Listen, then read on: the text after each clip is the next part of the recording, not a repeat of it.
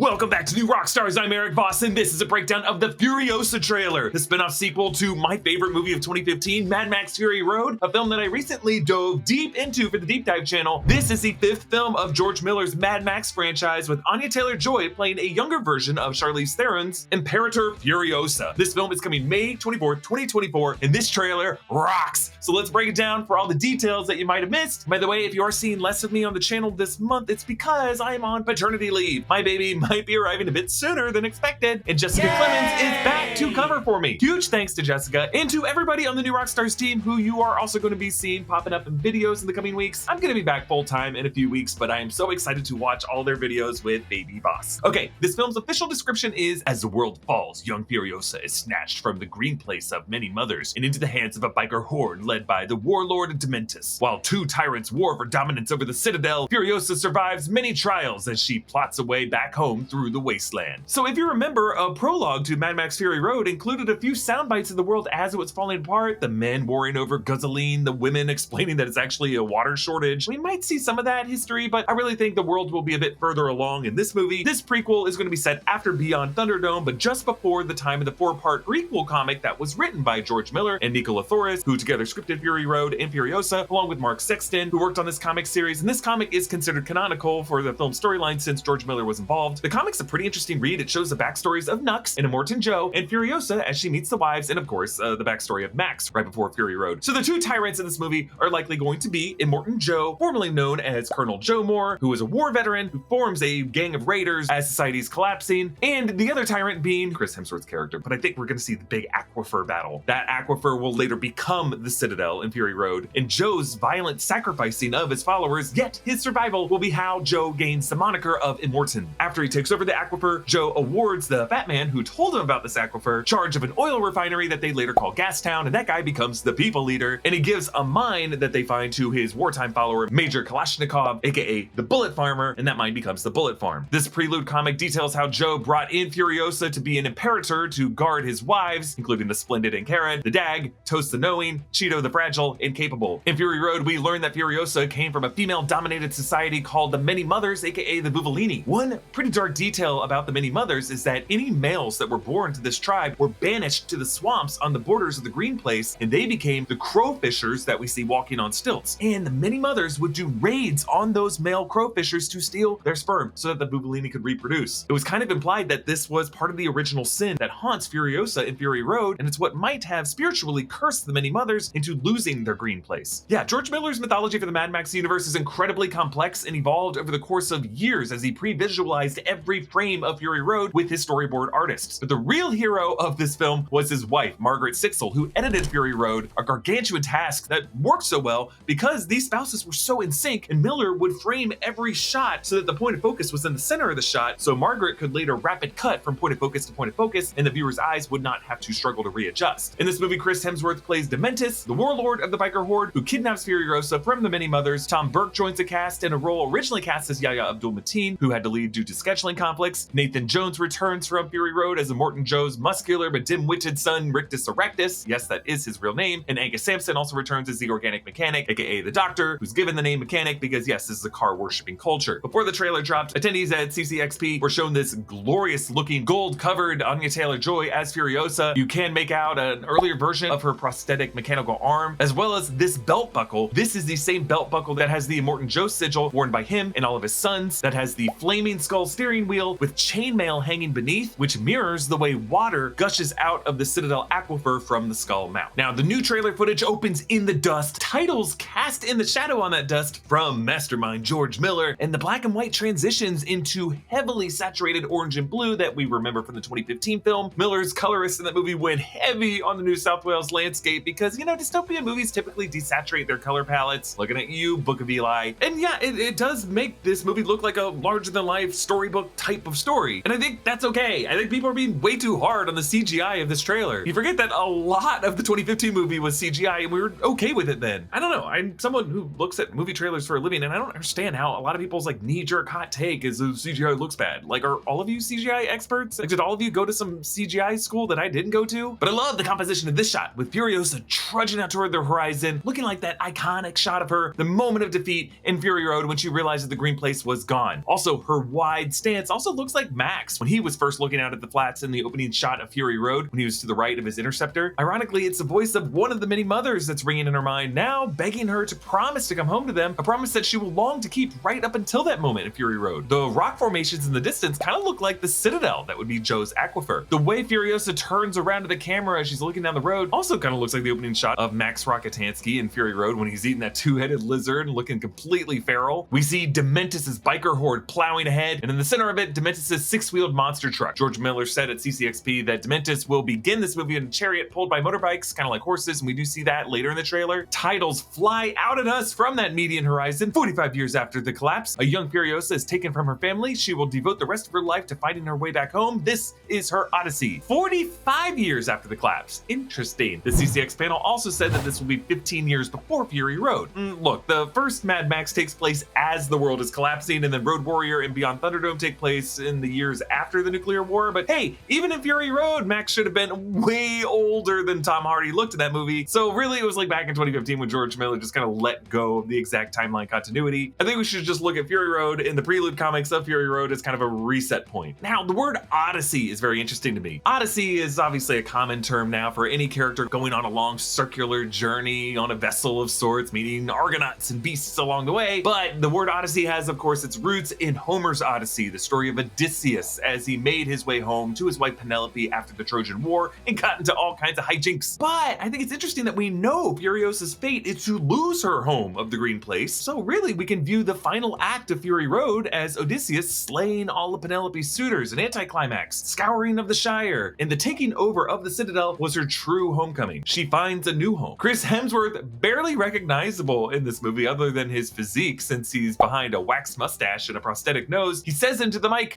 "Lady and gentlemen!" Yes, lady, singular, one lady. Now, Dementus looks younger here than other times we see him in the trailer, so this must be a bit in the past, and I actually think the captive girl is young Furiosa after she was captured from the Green Place, and the rider with this interesting skull mask with a padlock is some other rogue rider who inspired Furiosa. We see a sandstorm looming up behind the rogue rider, and this rider, later in the trailer, is completely on fire as she's rescuing young Furiosa. This could be how Furiosa got the idea to call herself Furiosa, one of the Furies, and she isn't afraid to steer into a sandstorm. But Furiosa is gonna lose this bear to Dementus, and she's probably also gonna lose an arm. And a promotional still shows a wider shot of Dementus where he has his stuffed bear strapped to his waist, and in fact later in the trailer we do see that bear around his midsection. He also wears what looks like a marching band vest. Yes, it's all very eclectic and very scrapped together as always. We see a shot of the war boys beside this huge shiny chrome rig. I don't think this is Furiosa's war rig, or at least not yet. I think it's just a different rig, but it has this crazy engraving of Immortan Joe romanticized as this muscular god figure towering over the lowly. And then we see Dementus with that prosthetic nose very clearly made to look like it had been broken in the past, faces off against Immortan Joe. Now, Hugh Case Byrne played Immortan Joe in the 2015 Fury Road film. This is a new actor. Hugh's getting up there, but because the makeup and the mask are so iconic, really you could put a number of different people in that. Thank you to Geology for partnering with us to bring you this video, and also for giving our audiences exclusive access to their new Try Before You Buy program. You've probably heard me mention Geology before, the 28-time award-winning skin, hair, and body care company recognized in Men's Health, Hypebeast, Birdie, Esquire, Ask Men, and Oprah Daily grooming awards. But hey, I get it. It can be tough to change a skincare routine or start a new one. Part of what's nice about Geology is they create simple and effective skincare and hair care routines customized just for you. And now, if you want to try that new routine out before you buy a bunch of stuff, you can. Geology is offering new Rockstars viewers a free trial of their 8-piece skincare set with their Try Before You Buy program. You can experience a new skincare routine risk-free for 14 days. If you don't love it, send it back. It's that easy. The set is valued at $139. All you pay today is the price of shipping. And if you order today, get a free vitamin C plus E ferulic acid as a gift. You don't need to return it. That's yours. Just head to geology.com/newrockstars and get your free trial. And Geology will send you a personalized skincare routine. And if you don't mind me, I'm going to take some Geology and look good for the rest of this video. Biker throws throws a spear into the back of Joe's rig, and notice how 4 maces are hanging from the back of the rig, and based on the machinery they hang from, these maces spin 360 degrees to keep raiders from sneaking up behind them and kind of create like a deadly shield for anyone trying to creep up. We actually see this in action later on in the trailer. And for this shot, I just love how George Miller keeps the camera close to the ground so that the dust is like kicking up in our face. So in the 2015 film, George Miller was very much inspired by classic John Ford westerns like Stagecoach. And if you watch the Steven Spielberg movie, The Fabelmans, you know John Ford once snapped at a young Steven Spielberg, giving him advice about shot composition, about horizon lines in the frame. David Lynch played John Ford in that scene, and I just always love this. He goes, "If it's at the bottom of the frame, it's interesting. If it's at the top of the frame, it's interesting. If it's in the middle, it looks like shit. And get the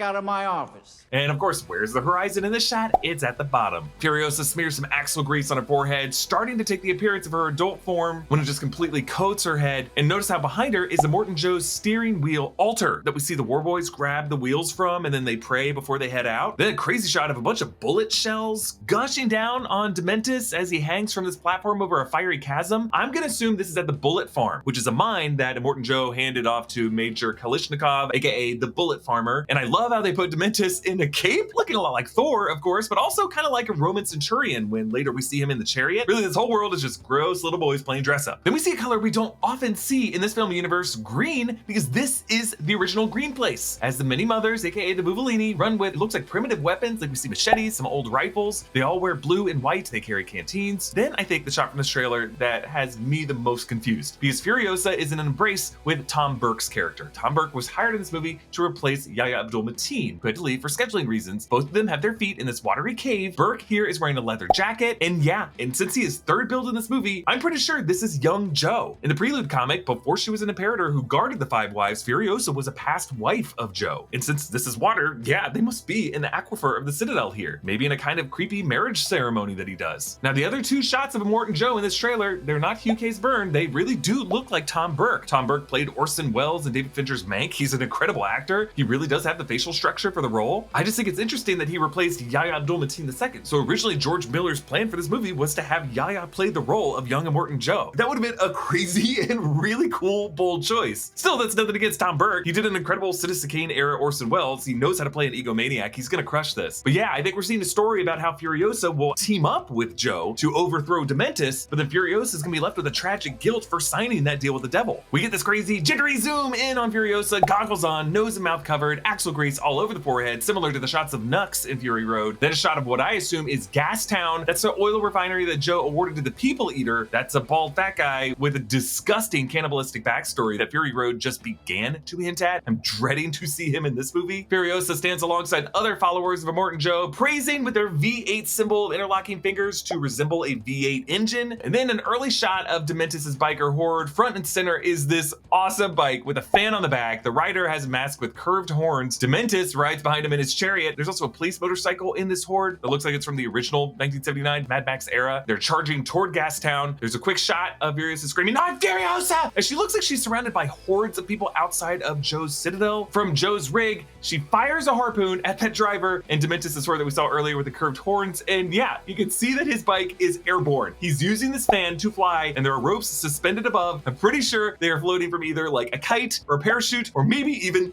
balloons. From behind a gate, Furiosa holds a sawed-off shotgun. Looks like a battle set in Gastown. There's a different shot where she's firing a sniper rifle, reminding us of Furiosa's sharpshooting in 2015's Fury Road when she needed Max to just stop breathing to steady himself so that she could aim. There's a refinery column at Gastown that collapses as the rig over their heads is just sticking out over the canyon edge. Then we see Furiosa's original mechanical prosthetic arm, and it is gnarly. Looks like it has like actual like fingers, but maybe just like 3, enough with an opposable thumb to grab stuff. There's like the index finger that has this kind of mesh cover, and then like a middle finger that has like a hook for like prying things, and it's all controlled by tubes that look like it's just connected to that shoulder piece. And the close-up after this inside of the car makes it seem like it's all parts scavenged from a car engine, which of course it would be. Furiosa in this movie drives a new vehicle. This is an S-Series Valiant SV1 Chrysler. These were actually produced in Australia from 1962 to 1963, and I really like it when these movies include Australian builds for cars, because a lot of the time we see American builds. But the trailer ends with Furiosa with her hair cut, Immortan Joe's belt buckle, lowering her mask to face Dementus, who asks, "You have it in you to make it epic."